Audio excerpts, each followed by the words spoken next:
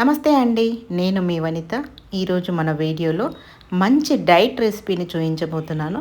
ఖచ్చితంగా డైట్ చేసేవారికి యూజ్ అవుతుందని అయితే అనుకుంటున్నాను. ఎందుకంటే ఇది డైట్ వారి కోసమే చేసిన ఫుడ్ అండి. అది ఎలా చేశానో ఏంటి అనేది మీరు ఈ వీడియోలో చివరి వరకు చూస్తే అర్థమవుతుంది. వెజిటేబుల్స్ ప్లస్ చికెన్ కలిపి ఈ విధంగా పులావ్ చేసుకొని తిన్నారనుకోండి, మీకు డైట్ చేస్తున్నామన్న ఫీలింగే ఉండకుండా హాయిగా తినొచ్చు అనమాట. అది ఎలా చేశాను ఏంటి అనేది మీరు ఈ వీడియోని చివరి వరకు చూస్తే అర్థమవుతుంది. చూసారు కదా ఎంత కలర్ఫుల్గా వచ్చిందో. దానికోసం నేను ఇక్కడ ఒక రైస్ బౌల్ ఉంటుంది కదా, దాంతో ఒక కప్పు రైస్ తీసుకున్నాను. దానిని మంచిగా శుభ్రంగా ఒక 2 సార్లు కడిగి ఒక కప్పు రైస్కి 2 కప్పుల వాటర్ పోసి పక్కన పెట్టాను. తర్వాత వెజిటేబుల్స్ని కట్ చేసుకుందాం. ముందుగా ఒక క్యారెట్, ఇంత సైజు క్యారెట్ను తీసుకోవాలండి. దానిని నీట్గా పీలప్ చేసి కడిగిన తర్వాత సన్న సన్న ముక్కలుగానైతే కట్ చేసుకోవాలి. క్యారెట్ని మనం రోజు ఏదో ఒక రూపంలో తీసుకున్నాం అనుకోండి, దానిలో ఉండే విటమిన్ ఏ మరియు బీటా కెరోటిన్ అనేవి ఎక్కువగా లభిస్తాయి అన్నమాట. అందువల్ల పచ్చి క్యారెట్ తినడం ఇంకా బెటర్. ఇలా మనం ఏదైనా కర్రీ చేసేటప్పుడైనా పులావ్ చేసేటప్పుడైనా అందులో కూడా వేసుకుంటే చాలా బెటర్ అనమాట. ఒక పెద్ద సైజు ఉల్లిపాయను కూడా ఈ విధంగా సన్నగా తరిగి పెట్టుకోవాలి. దానికి తగ్గట్టుగానే మనం పచ్చిమిర్చిని కూడా కట్ చేసుకోవాలండి. మీరు చూసారు కదా, నేను ఇక్కడ ఒక 3 పచ్చిమిర్చిని అయితే కట్ చేస్తున్నాను. మీరు ఇంకొంచెం స్పైసీ లెవెల్స్ ఎక్కువగా తినేవారైతే ఇంకొంచెం వేసుకోవచ్చు. నాకు తెలిసి ఒక బౌల్ రైసే తీసుకున్నాం కాబట్టి సరిపోతుంది. ఎంత కలర్ఫుల్గా ఉంది చూడండి. మన బ్లాక్ కలర్ వచ్చేసింది ఇక్కడ కొన్ని గరం మసాలాలు చూడండి. ఇలాచి, దాల్చిన చెక్క, సాజీరా, అనాస పువ్వు, 2-3 మిరియాలు, 2 లవంగాలు, బిర్యానీ పువ్వు తీసుకున్నాను. ఇక్కడ ఒక 100 గ్రామ్స్ వరకు చికెన్ తీసుకున్నాను. చూస్తున్నారు కదా, ఇలా మీరు చిన్న పీసెస్ అయినా చేసుకోవచ్చు, లేక పెద్ద పెద్ద పీసెస్ లాగానే చేసుకోవచ్చు. తర్వాత ఇక్కడ బఠానీ అండి. ఈ సీజన్లో బఠానీలు ఎక్కువగా దొరుకుతాయి కాబట్టి కావలసిన అన్ని వేసుకోవచ్చు అనమాట. అలాగే కొంచెం పుదీనా, కొత్తిమీర. నెక్స్ట్ మనం స్టవ్ ఆన్ చేసుకొని కుక్కర్ స్టవ్ పైన పెట్టి 1 స్పూన్ ఆయిల్, 1 స్పూన్ నెయ్యి వేసానండి. చూసారు కదా, ఎంత తక్కువ ఆయిల్ పడితే అంత మంచిదనమాట. డైట్ చేసేవారైతే మరీ ముఖ్యంగా ఆయిల్ క్వాంటిటీ అనేది తక్కువగా తీసుకోవాలి. ఫస్ట్ దాల్చిన చెక్క, మిరియాలు, లవంగాలు అన్ని మసాలాలు వేసి కొద్దిగా ఫ్రై అయిపోయిన తర్వాత మనం కట్ చేసి పెట్టుకున్న పుదీనా వేసుకుందాము. పుదీనా కొంచెం ఫ్రై అయిపోయిన తర్వాత పచ్చిమిర్చి వేసేయాలండి. ఈ 2 వేగిన తర్వాతనే మిగతావి వేసుకుంటే బెటర్. ఎందుకంటే ఇవి కొంచెం వేగితే మనకు ఆ స్పైసీ లెవెల్స్ అనేవి అన్నిటికీ పడతాయి అన్నమాట. తర్వాత క్యారెట్, ఉల్లిపాయలు వేసుకొని కొంచెం సాల్ట్ వేసుకోవాలన్నమాట. ఎందుకంటే సాల్ట్ వేయడం వల్ల అవి తొందరగా మగ్గుతాయి. ఆ విధంగా మనం వేసుకొని ఒకసారి కలిపి మనం ఒక 2 మినిట్స్ అలా పక్కన వదిలిపెట్టామనుకోండి, అవి వేగిపోతాయి. తర్వాత మనం నీట్గా కడిగి చిన్న చిన్న ముక్కలుగా కట్ చేసి పెట్టుకున్న చికెన్ని కూడా ఈ ఆయిల్లోనే వేసేయాలన్నమాట.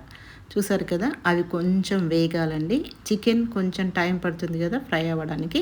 అది కొద్దిసేపు అలా వదిలిపెట్టి తర్వాత 1 స్పూన్ పసుపు వేసుకొని, అలాగే 1 స్పూన్ అల్లం వెల్లుల్లి పేస్ట్ వేసి ఒకసారి కలిపి మనం ఒక 5 మినిట్స్ అలా ఫ్రై చేసామనుకోండి, చికెన్ కొంచెం ఉడుకుతుందన్నమాట. చూసారు కదా, ఆ విధంగా మంచిగా కలుపుకోవాలండి. పసుపు, అల్లం వెల్లుల్లి పేస్ట్ చికెన్కి పట్టేలాగా కలిపిన తర్వాత ఈ టైంలో బిర్యానీ పువ్వు వేసిన తర్వాత పచ్చి బఠానీ ఉంటాయి కదా, పచ్చి బఠానీని కూడా వేయాలి. తర్వాత మీ రుచికి తగినంత కారం వేసుకోవాలండి. ఎందుకంటే నేను ఇక్కడ ఆల్రెడీ 3 పచ్చిమిర్చి వేసాను కదా, నేను కొంచెం కారం వేసానండి. మీరు కారం కొంచెం ఎక్కువ తినాలనుకుంటే ఇంకొంచెం ఎక్కువ కూడా వేసుకోవచ్చు. లేదు సరిపోతుంది మాకు అనుకుంటే ఒక 1/2 టీ స్పూన్ వేసుకుంటే సరిపోతుంది. చూసారు కదా, కారం కూడా మంచిగా ముక్కలకు పట్టేలాగా కలుపుకోవాలి. ఒకసారి ఒక 5 మినిట్స్ అలా మూత పెట్టి మగ్గనిద్దామండి. తర్వాత మళ్ళీ ఒకసారి కలిపి చూసుకోవాలి. 1 స్పూన్ ధనియాల పొడి మరియు కొంచెం గరం మసాలా, చిటికెడు గరం మసాలా వేసాను.